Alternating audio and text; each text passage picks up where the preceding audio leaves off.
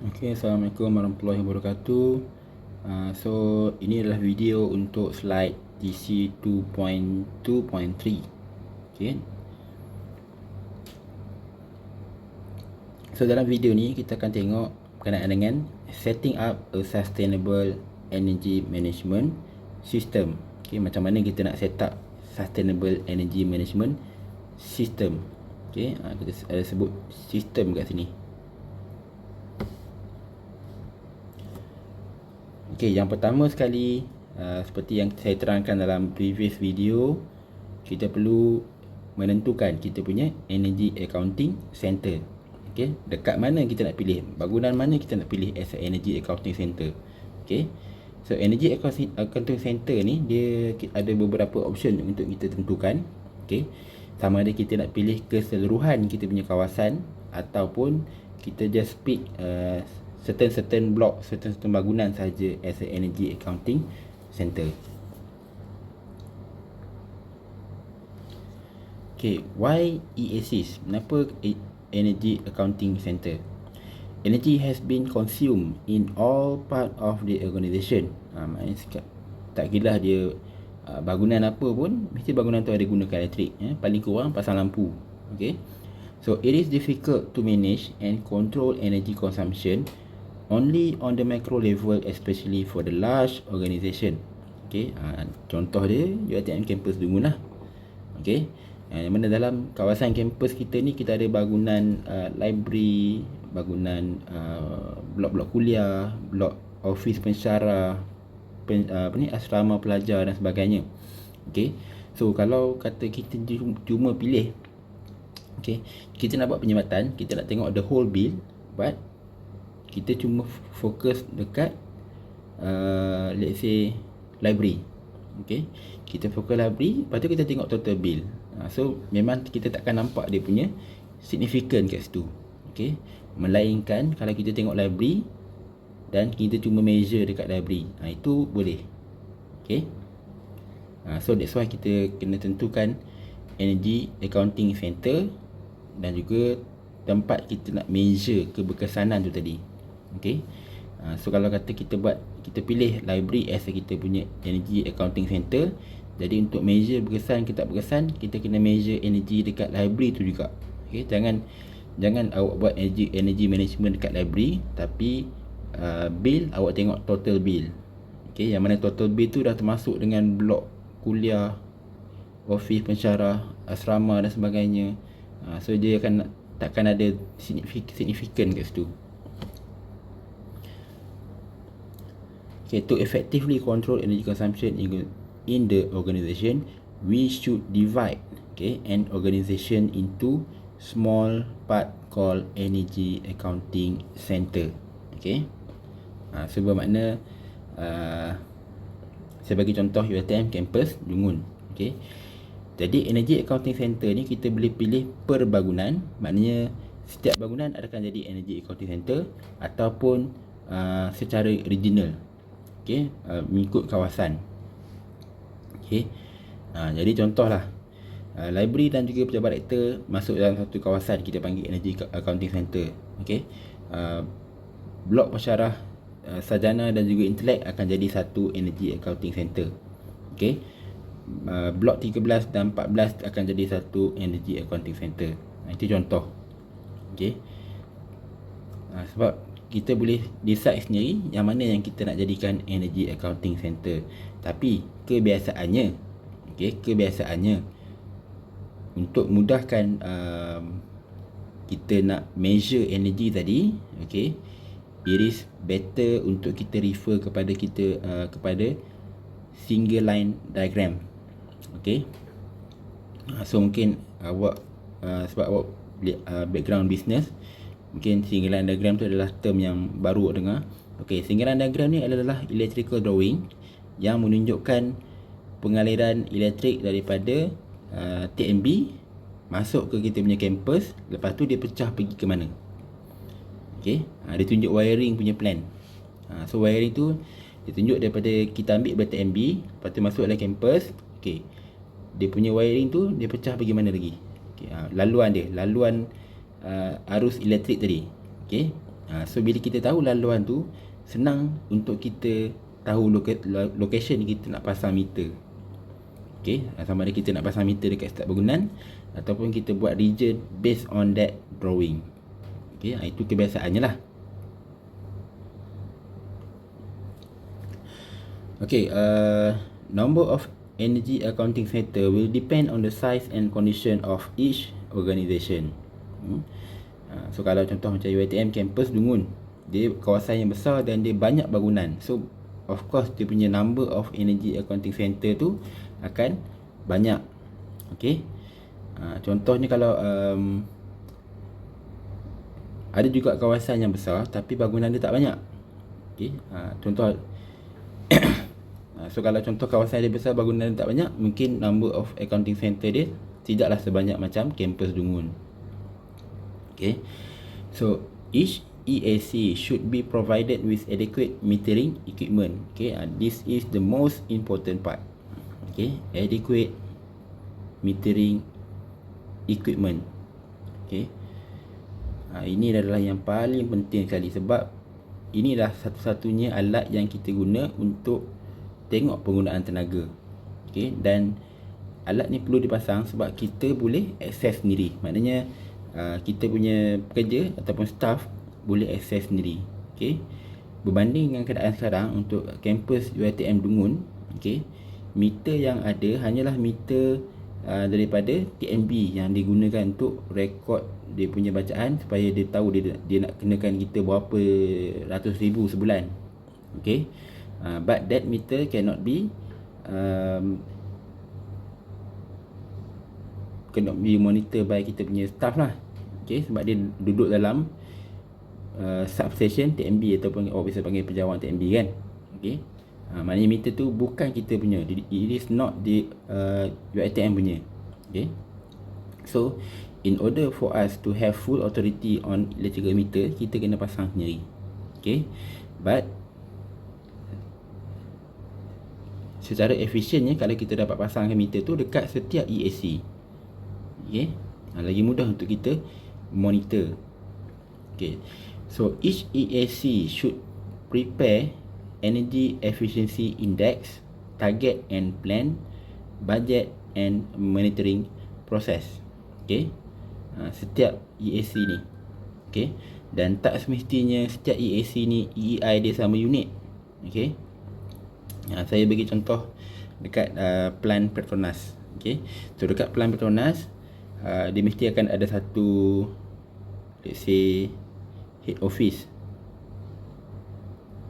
Okay, so dalam head office ni adalah dia punya boss, dia punya secretary, admin dan sebagainya. Okay, kemudian dia ada let's say filtration plant. Okay, ataupun production plant.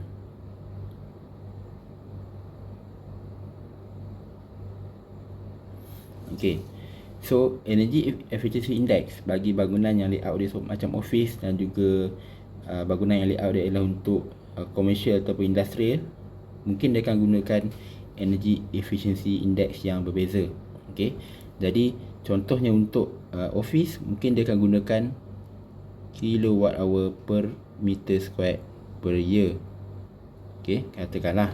Okay, but untuk yang jenis production plant ataupun kilang, biasanya mungkin dia akan buat dia punya production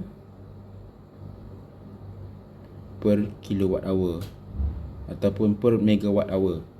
Okay, kalau kata dia buat botol plastik, okay, katakanlah botol plastik so berapa botol plastik yang dihasilkan untuk 1 kilowatt hour tenaga yang digunakan.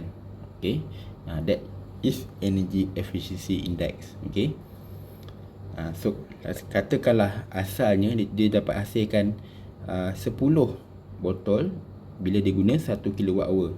Okay, but after dia buat energy management, dia dapat increase the production up to 15 botol per kilowatt hour. Okay, dia dapat hasilkan lebih tapi tenaga banyak tu juga. Okay, so dia boleh improve dia punya profit. Okay, benda-benda macam ni lah yang management nak tengok. Okay, sebab kadang-kadang management ni dia bukan orang teknikal, jadi kalau kita sebut kat dia meter ke, kalau kita sebut kat dia voltage ke, dia tak faham.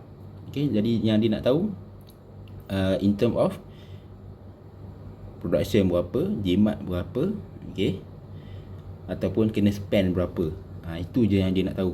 Okay, that's why kena prepare energy efficiency index. Okay, target and plan, nak kurang berapa persen, okay, nak improve berapa persen. Okay, budget, how much kena invest, barang apa nak beli, okay, dan macam mana nak monitor.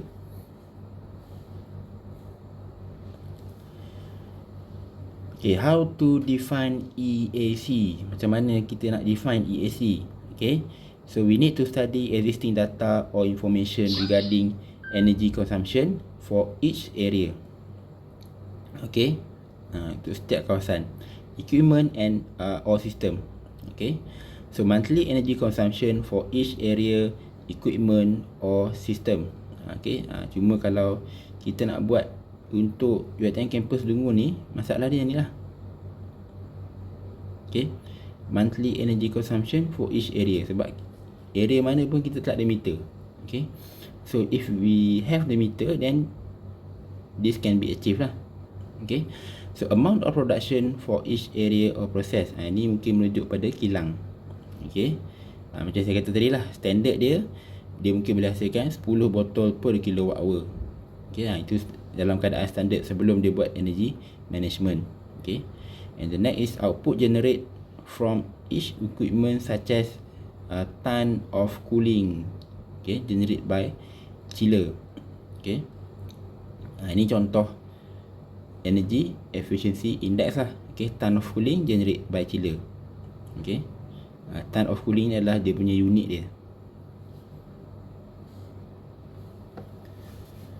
Okay, so ini ada satu layout, katakan layout kawasan lah. Okay, ada kawasan. So kita ada banyak bangunan kat sini, bangunan warehouse, bangunan front office, kantin, production line 3, waste water treatment, dan ada lagi lah kat sini. Okay,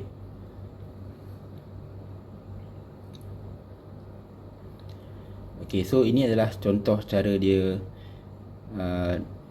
klasifikasikan data mengikut bangunan-bangunan tadi. Okay, jadi kalau awak tengok untuk office, data yang dia ambil ialah working hour per day. Okay, 8 pagi sampai 5 petang, tolak waktu rehat cukup 8 jam. Okay, monthly electrical consumption data, ini maknanya dia kena ada meter asing. Okay, meter untuk front office saja. Okay, kemudian warehouse, working hour per day. Okay, kantin, tak ada spesifik data, tapi boleh juga gunakan. Kalau dia ada meter, mungkin dia rekod lah. Okay, pre-process. Okay, maknanya bahagian bangunan tu pre-process, raw mat 1, raw mat 2, chiller 1, chiller 2, aircon room. Okay, electrical room, ni air conditioner room. Okay, so Energy Management Committee should define ESCs based on the readiness of the existing data or information of each area, equipment or system. Okay, dia nak declare Energy Accounting Center tu kena based on existing data. Okay, bukan dia tengok layout Google Earth ke Google Map ke, kemudian dia tanda kat mana dia nak buat. Tak, dia kena tengok data-data macam yang ni. Okay, dia kena listkan. Contoh kita refer pada kita punya campus, UiTM Campus Dungun. Okay, listkan bangunan yang ada. Okay, data apa yang kita boleh collect. Okay, selepas pada tu barulah kita pilih sama ada kita nak ambil ESC by building ataupun by regional. Kalau regional ni, okay, kalau regional mungkin kita akan cover let's say kantin dan juga production line untuk satu ESC. Okay, tapi nampak pelik lah, kantin operasi dia tak sama dengan production line, so tak sesuai untuk jadikan ESC. Okay, tak sesuai nak combine jadikan ESC. But kalau kita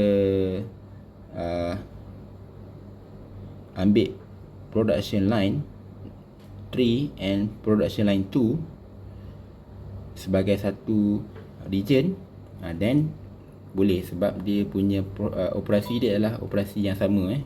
bahagian production.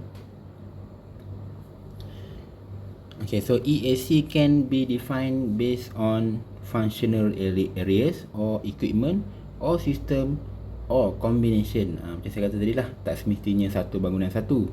Okay, so dia boleh juga combinekan EAC AC jadi satu kriteria based on dia punya functional.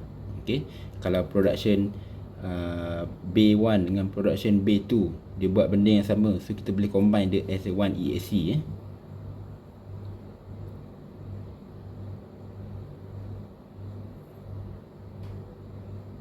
Okay, contoh macam ni.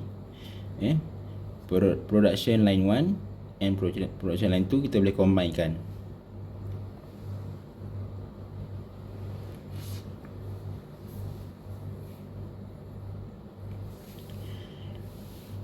Okay, next kita tengok definition of Energy Efficiency Index, EEI. Okay, so index ni lah yang dia nak guna nanti untuk buat comparison. Okay, so kita tengok apa itu EEI. So EEI is one of the key performance indicators ataupun KPI lah. Awak biasa dengar kalau siapa yang pernah kerja ni kata KPI. Okay, to track the performance of energy consumption.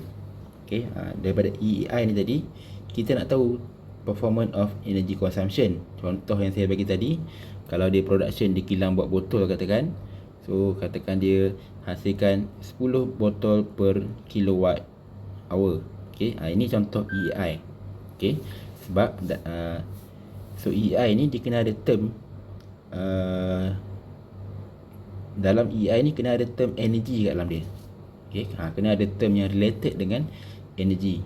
Okay, botol ni tak related dengan energy, tapi dia kata 10 botol per kilowatt hour. Maknanya dengan menggunakan 1 kilowatt hour dia dapat hasilkan 10 botol. Okay, so adalah related dia dengan energy. Okay, so definition of energy depend on the use of energy in a particular application. Okay, so in general EEI can be defined as energy input bahagi dengan factor related to the energy using component. Okay, dia boleh jadi juga 1 kilowatt hour for 10 botol. Okay, ataupun 10 botol per kilowatt hour. Okay, maknanya formula ni tak semestinya macam ni lah. Okay, so it is not necessarily to follow this equation, as long as dalam term EEI tu ada dia punya energy dia, tak kira lah di bahagian bawah ataupun di bahagian atas. Okay, kalau contoh tadi yang saya beritahu kilowatt hour per meter square per year. Okay, jadi yang ni duduk atas, okay, yang ni duduk bawah. Okay, but still lagi ini adalah index dan ini pun adalah index. Okay, dan boleh dijadikan indikator kepada energy performance.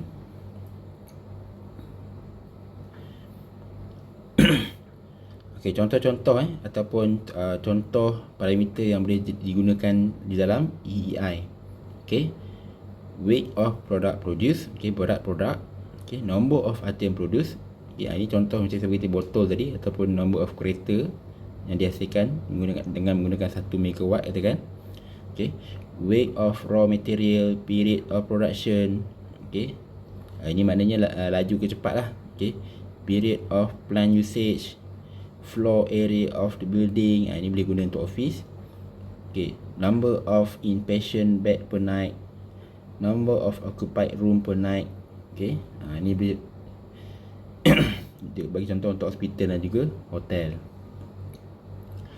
Okay, the factor which most accurate reflect the practical application of energy and can give the best measure of energy performance should be selected. Okay, so mungkinlah dalam satu tempat tu ada banyak faktor EEI yang kita boleh guna, tapi kita kena pilih faktor yang paling accurate dan yang paling menjurus kepada penggunaan tenaga. Okay, contohnya dalam production plant. Okay, production plant, kilang buat botol tadi, so mestilah kilang buat botol dia ada lampu, betul, dan dia ada lantai, keluasan lantai dan sebagainya.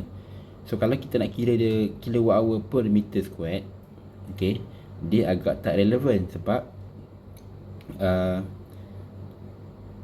kalau kilang tu tak jalan, okay, maknanya most of the energy is not being used for produce the bottle. Okay, cuma partial saja digunakan untuk lampu. So it is not accurate to choose kilowatt hour per meter square untuk production line bottle tadi. It is better to choose number of bottle per kilowatt hour. Lebih kurang macam itulah.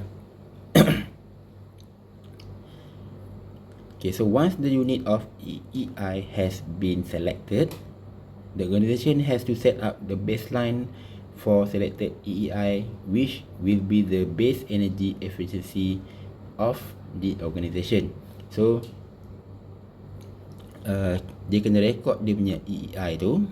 Okay, kalau nak cantik, dia rekod daripada bulan 1 sampai bulan 12. Okay, so mungkin dia akan dapat pattern, ada naik, ada turun, ada naik, ada turun, naik, turun, turun, turun. Okay, sampailah bulan 12. So daripada daripada rekod penggunaan tenaga dia ataupun rekod dia punya EEI dia, okay, kita plot dalam Excel, kita buat graf. Okay, lepas tu awak boleh generate satu garis lurus. Okay, boleh pilih satu, boleh set dekat Excel tu. Walaupun awak punya graf awak ni bentuk macam gergaji, okay, awak boleh pilih cara untuk buat regression. Okay, dalam bahasa matematik dulu saya belajar, dia panggil garis lurus apa saya tak ingat. Maknanya dia akan cari satu titik tengah yang sesuai untuk dijadikan sebagai average kepada graf yang gergaji-gaji ni. Okay, jadi regression ni dia ada banyak bentuk lah, sama ada kita pilih secara linear, okay, ataupun secara exponential, jenis-jenis yang macam ni, okay, yang melengkung lah. So bila kita buat regression menggunakan Excel tadi, okay, that Excel boleh keluarkan satu equation. Okay, saya percaya awak pernah belajar kat sekolah. Y is equal to mx plus c. Okay, so Excel tadi boleh keluarkan satu equation garis lurus, yang mana this equation will be the baseline. Okay, akan jadi dia punya baseline. Okay, so don't worry, nanti kita akan sampai juga nanti kita untuk cuba nak buat dalam Excel menggunakan data-data yang saya akan bagilah. Okay. Okay, so how to set up a baseline EEI? Okay, so step 1, kena ada data. Okay, dan data tu kena ada banyak point. It's not only data sebulan saja. Okay, the best method is to have minimum 1 year punya data. Okay, so step kedua, establish relationship between energy input and related factor. Okay, establish relation between energy input and related factor. So kat sini yang kita nak tentukan unit EEI yang kita nak pilih. Okay, so contohnya dalam macam saya beritahu kilang. Okay, energy macam mana pun dia akan measure dalam unit kilowatt hour. Okay, this is the energy input. Okay, but dekat kilang tu, antara faktor yang kita boleh linkkan dengan kilowatt hour ni, okay, number of bottle produced, okay, area ataupun floor area, okay, apa lagi yang berkaitan dengan kilang botol, number of botol, floor area. Okay, kalau awak jumpa lagi awak letak. Okay, so let's say lah kilang botol tadi, so we have two factor that can be linked with energy input. So kita kena kita kena pilih faktor yang mana yang lebih significant. Okay, jadi floor area ni dia tak memainkan peranan penting sebab dia adalah constant factor. Yang akan berubah ialah yang ni. Okay, awak guna tenaga banyak mana pun, floor dia tetap besar tu juga. Okay, So kalau nak main efek penggunaan tenaga tadi, kita kena linkkan dengan number of bottle produced. So selepas awak dah tentukan unit EI tadi, then barulah awak record dia punya baseline. Okay, maknanya dalam Excel tu, okay, so awak buat dia punya graph. Okay, yang ni adalah bulan 1 sampai 12. Okay, yang ni adalah bacaan kilowatt hour pada meter 1 sampai 12. Bulan 1 berapa, bulan 2 berapa, sampai bulan 12. And then number of bottle produced. Okay, daripada bulan 1 sampai bulan 12. Kemudian boleh buat lagi satu table. Kita ambil dia EEI.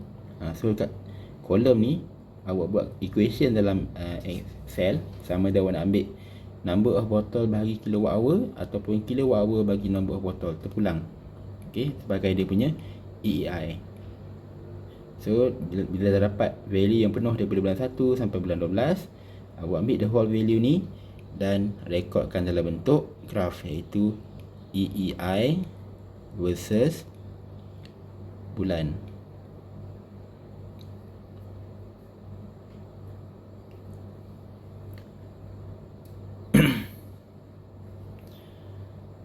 Okay, ni dia pergi detail pula lah macam mana nak set up EI ni. Okay, data collection. Data collection sama macam saya terangkan kat awak tadi, macam ni lah. Okay, record record energy dan juga factor yang related to that energy. And then antara benda lain yang kita boleh record juga ialah energy bill. Okay, so tadi saya bagi contoh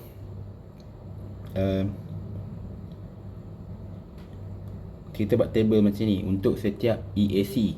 Okay, kemudian untuk keseluruhan nanti mungkin nak boleh buat lagi satu table yang lebih kurang macam ni. Okay, EAC 1, EAC 2, EAC 3, lepas tu total bill.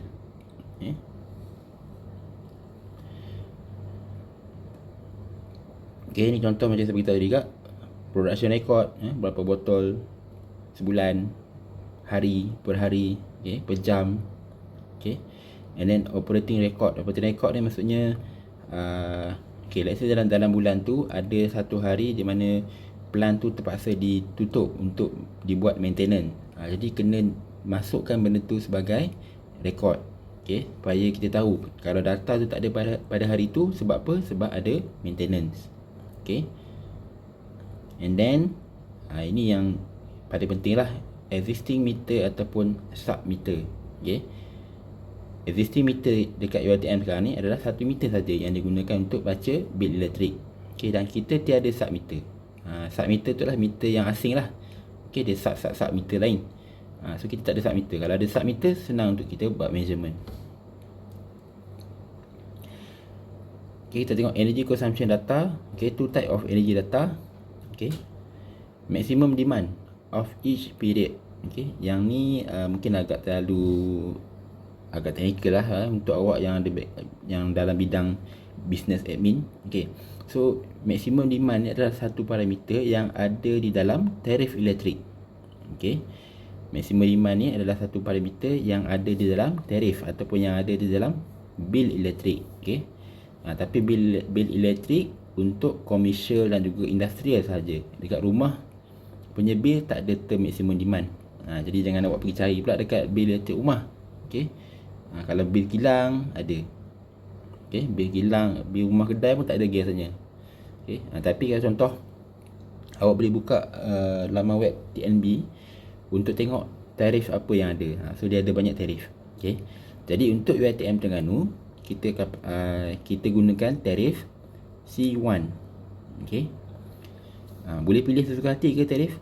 Okay, tak, kita kena declare kepada TNB. Kita yang request berdasarkan kesesuaian kita punya kawasan dan juga function kita punya bangunan ni tadi. Okay, so tarif C1 ni adalah menunjuk kepada tarif komersial. Okay, menunjuk kepada tarif komersial. Walaupun UiTM tak produce apa-apa, tapi disebabkan dia punya layout dia yang besar, kawasan dia yang besar, dia menyerupai tarif komersial. Okay. And then energy consumption of each period. Okay. Yang ni ada dalam awak punya bil rumah. Basically yang ni ada dalam semua tarif pun. Okay. Kilowatt hour ni. Okay, reactive power of each month, kVAR or power factor lah. Okay, biasanya dekat Malaysia kita tak rekod kVAR ni. Okay, dia tak ada dalam bil ke apa, dia tak ada kVAR. Okay, yang ada ialah power factor. Okay, sebab apa power factor ada? Sebab TNB punya regulation untuk sistem 132 kV ke bawah, that power factor must be bigger than 0.85. Okay. Kalau meter baca bawah daripada 0.85, TNB akan kenakan charge penalty, denda. Okay. Untuk sistem 132 kV ke atas, the power factor must be bigger than 0.9. 0.9. Okay. Jadi macam mana kita nak tahu kita pakai 132 kV? Kita tunjuk plug kita dekat dinding tu pakai 240 je. Okay. So this is not the value voltage yang awak plug in dekat dinding, no. Ini adalah yang diambil daripada TNB. Okay, yang diambil daripada TNB. Okay. So untuk pengetahuan awak, dalam sistem elektrikal kita, okay, kita ada banyak level of voltage untuk TNB transmit ni. Untuk TNB bagi kepada user dia dekat dalam Malaysia ni, dia ada 11 kV, dia ada 132 kV, okay, 275 kV. Okay. Jadi bila TNB bagi, let's say lah TNB bagi kepada UiTM 132 kV. Okay. So 132 kV tadi akan masuk ke satu, dia panggil alat dia ialah transformer. Okay. Ini bukan Optimus Prime ke Decepticon ke, bukan. Okay. Ini adalah voltage transformer. Okay. Yang mana voltage transformer tadi daripada 132 kV dia akan turunkan kepada 415 ataupun 240. Depends on the sama ada dia jenis 3 phase ataupun single phase. Okay. Banyak pula teknikal yang keluar kan. Okay. So that's why energy manager kena aware benda-benda macam ni. Okay, supaya dalam pelaksanaan dia memastikan nak jimat macam mana pun kena follow rule yang ditetapkan oleh TNB ni. Okay. Kalau tidak nanti dia nak jimat macam pasal tiba-tiba TNB baca power factor rendah pada 0.85, elok-elok nak jimat bil kena denda pula. Okay, jadi makin mahal operational cost. Okay, kemudian yang seterusnya adalah electricity rate. Okay, ini tarif. Okay, tarif yang digunakan. Okay, ataupun other specific charge. Okay, differ by country. Charge yang available, sama ada charge penalty ke, charge untuk tax ke. Okay. Sebab dalam bil elektrik kita ada macam-macam charge. Okay. Charge untuk penggunaan, charge cukai, okay, charge untuk tabung, kita panggil KWTBB. Okay, awak boleh tengok kalau siapa yang awak dekat rumah sekarang kan. Okay, boleh tengok dekat bil elektrik rumah, dia ada tulis KWTBB, kumpulan wang tenaga boleh baharu. Itu merujuk kepada tabung untuk TNB bangunkan renewable energy. Okay, sebab nanti sebab kita punya electrical energy sekarang ni, the percentage besar dia dihasilkan dengan menggunakan fossil fuel, arang batu, natural gas. Okay, dan fossil fuel ni lama-lama dia akan habis. Okay, benda yang makin limited, harga dia akan makin mahal. Okay, so tak mustahil masa depan kalau kita tak develop renewable energy punya plant, so bila tarif kita akan jadi makin mahal. Okay, tapi kalau kita dah ada renewable energy punya plant, so kita dapat kurangkan kita punya tarif sebab kita boleh guna renewable energy.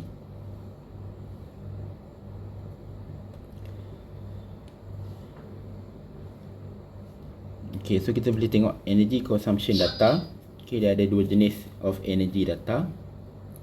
Okay, yang pertama in term of fuel rate. Okay, ini mungkin boleh merujuk kepada bahagian transportation, company yang buat bus rapid ke, okay, company yang buat bus express ke. Okay, sebabnya dalam bus tu dia tak ambil daripada TMB. Okay, bus tak gunakan tenaga daripada TMB, dia gunakan tenaga yang dihasilkan daripada dia punya minyak dia, diesel ke. Okay, so kalau makin mahal diesel tu, bermakna operational cost dia makin tinggi. Okay, dia nak hantar penumpang sama je. Contoh dia Dungun ke KL, okay, jarak sama takkan berubah, tapi kalau cost minyak dia naik, maknanya operation cost dia naik. Okay, tapi mileage yang dia hantar penumpang tu sama je. Okay, that's why tak semestinya berdasarkan kilowatt hour, tak semestinya berdasarkan electrical term saja. Okay, sebab fuel juga adalah satu sumber energi dan berbayar. Okay, actual consumption. Okay, actual consumption measured unit will depend on type of fuel. Okay, measured unit maksudnya kalau bus tadi mungkin unit dia, kalau awak bisa dengar sekarang ni, bila reviewer review kereta ke apa, dia akan tengok berapa kilometer per liter. Okay, ataupun berapa liter dia pakai per 100 kilometer. This is the two common index yang digunakan untuk buat comparison. Okay, sejauh mana jimatnya kereta tu. Okay, walaupun awak compare Ferrari yang kancil, dia akan gunakan unit yang sama, baru dia boleh compare. Kalau awak letak sebelah-sebelah kancil dengan Ferrari, nampak macam pelik lah nak compare dua kereta tu kan, jauh beza. Tapi kena cari persamaan yang boleh dikomparekan, iaitu indeks tadi, indeks penggunaan minyak dia.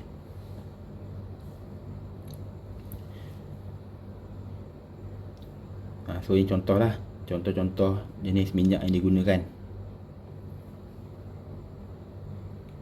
Okay, dan ini contoh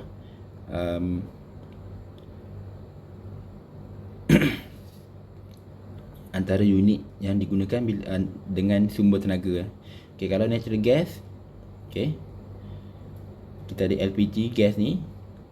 Okay, so untuk LPG kita dapat hasilkan 26.62 megajoule. Okay, amount of energy tadi megajoule per liter. Okay, kalau diesel kita dapat hasilkan 36.42 megajoule per liter. Okay, sebab dia adalah cecair, jadi dia unit dia adalah liter. Okay, sebagai charcoal ataupun arang.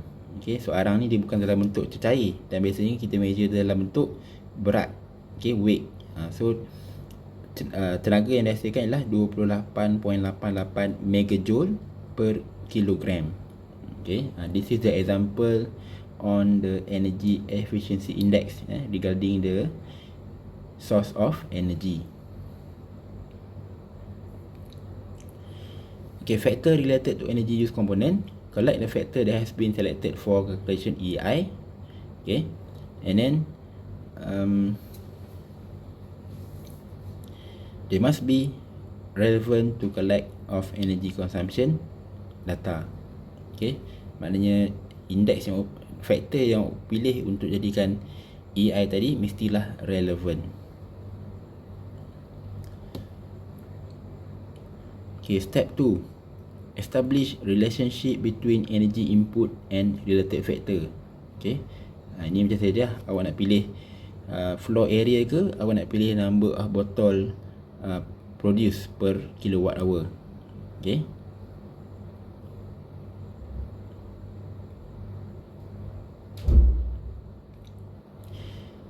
kemudian awak boleh juga, sebelum pilih tu, mungkin awak boleh buat beberapa graf daripada faktor yang berbeza tu lah. Okay, so graf 1, graf 2, graf 3. Nak buat scatter line diagram boleh, nak buat graf full line boleh, yang sama-sama sambung.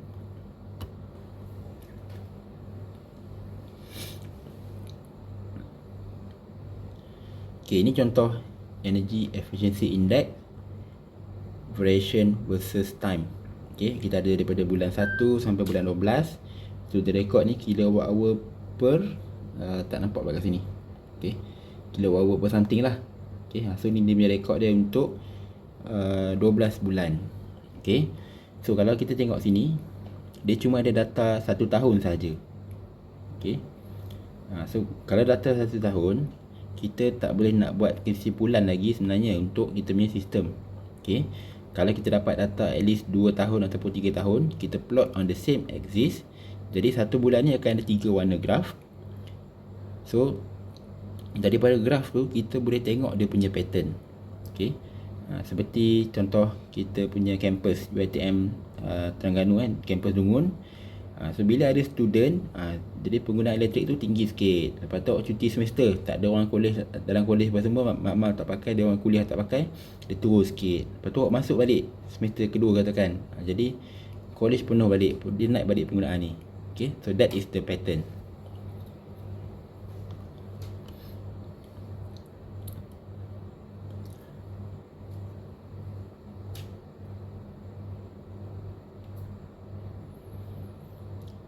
Okay, so yang ni awak boleh baca sendiri Energy Efficiency Index Variation versus time. Dia just record graph sahaja. Macam saya tunjuk tadi, buat table tu dengan kolom-kolom macam tu, and then gunakan Excel buat dia punya graph. Okay, so graph yang boleh buat, contoh yang bintik-bintik ni kita panggil dia scatter diagram. Okay, awak juga boleh buat graph yang dia sambung terus line pun boleh juga. Okay, kemudian G2 graph G2 ialah Energy Efficiency Index Variation versus Production or Operation. Okay, yang ni yang kata berapa kilowatt hour per botol dihasilkan, berapa botol per kilowatt hour. Okay, so ini adalah contoh yang dia plot tu bukan graf merah ni. Okay, yang dia plot tu ialah yang bintik-bintik ni.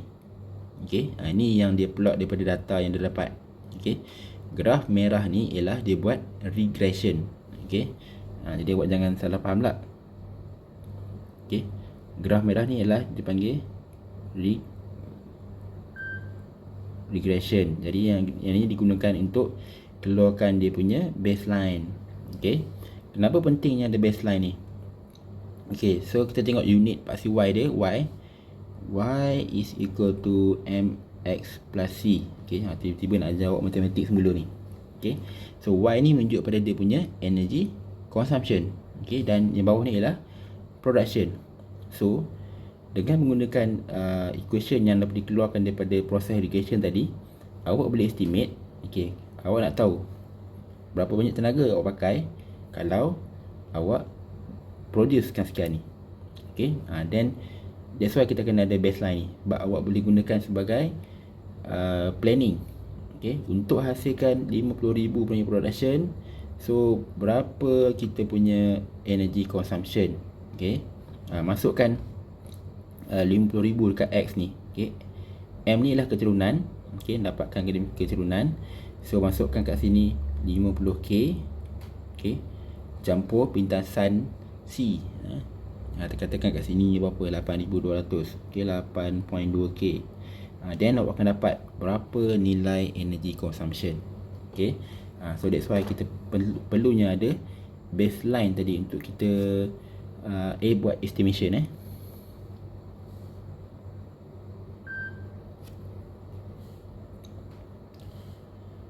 Okay, so daripada scatter diagram G3 tadi, okay, so the straight line represent the estimated energy consumption at each production level.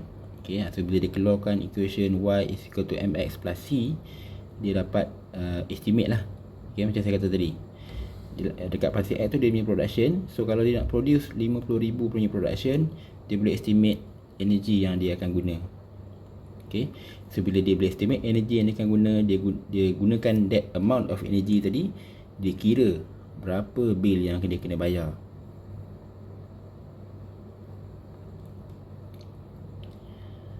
Okay, so ini adalah contoh macam mana awak letakkan data-data awak tu dekat dalam Excel. Okay, daripada bulan Januari sampailah bulan Disember. Okay, this is the number of pieces production. So daripada situ tadi dia boleh tengok pula untuk hasilkan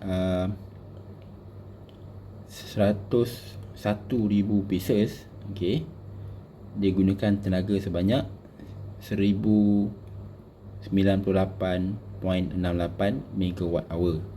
Okay, dan juga sebanyak 4,730 liter diesel. Okay, ini adalah dia punya data-data yang dia kumpul. Okay, jadi untuk hasilkan sebanyak ni, total tenaga yang digunakan ialah 27,000 gigajoule. So besar lah Okay, ini adalah contoh EEI yang diguna pakai. Okay, dia ambil ada banyak EEI kat sini. Okay, pertama megajoule per pieces. Okay, kemudian untuk yang electrical, kilowatt hour per pieces. Okay, in term of thermal, MMBTU per pieces. Okay, so yang berkaitan dengan energi ataupun yang mudah diguna pakai untuk kira kos penggunaan energi ialah term yang kedua ni, berdasarkan electrical. Okay, ni tunjuk balik lah macam mana nak buat scatter diagram. Okay, so bila kita buat scatter diagram, okay, of course kita punya point tadi akan scatter, nama pun scatter diagram kan. Okay, so daripada scatter diagram ni kita buat regression line ataupun kita panggil garis lurus terbaik. Okay, kita akan plot scatter line tadi. Biasanya dia akan make sure line tu adalah average di antara line-line point-point yang lain. Dia akan buat satu line yang mana line tu akan berada di average location antara point-point yang ni. Okay, kemudian kalau kita buat dalam Excel akan keluarkan satu R squared value.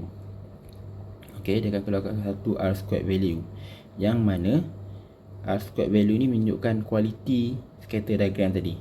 Okay, so nanti saya akan update balik. Okay, sama ada nilai dia besar ataupun nilai dia kecil, menunjukkan yang bagus tu. Sama ada nilai besar ke nilai kecil yang bagus.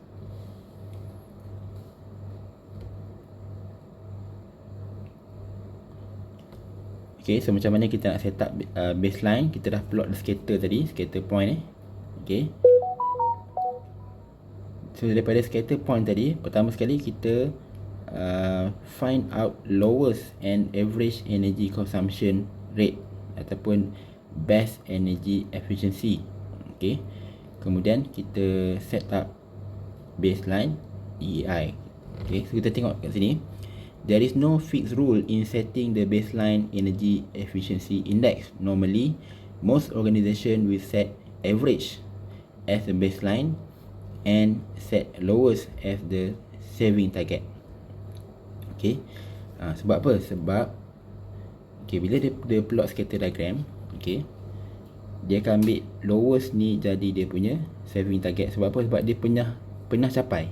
Okay, dia pernah capai untuk hasilkan production tu, dia pernah gunakan energi yang rendah saja. Okay, so maknanya ada kemungkinan dia boleh dilakukan semula. Okay, that's why most of organisation akan ambil lowest ni sebagai dia punya target.